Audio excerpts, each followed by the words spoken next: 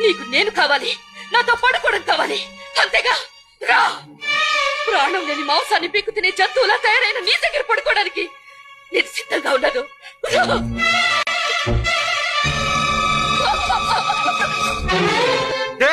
బయట లాగేసరికి పతివ్రత అనే విషయం గుర్తుకొచ్చిందా?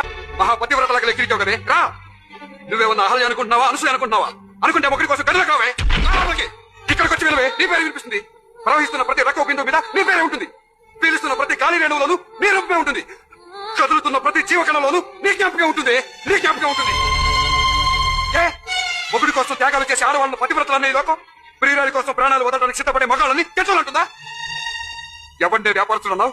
నేను చేసిన వ్యాపారం అయితే నీ బాబు చేసిందంటే వాడి మాటలు విని నువ్వు చేస్తున్న సంసారాన్ని ఏ పేరుతో పిలుస్తావే? ఏ పేరుతో పిలుస్తావు? నిజమైన వ్యాపారస్తులు నువ్వు నీ బాబే. కనుకే ప్రేమను అమ్ముతారేమోనని ఇంకా వెయిట్ చేస్తున్నా. పెళ్లి చేసుకున్న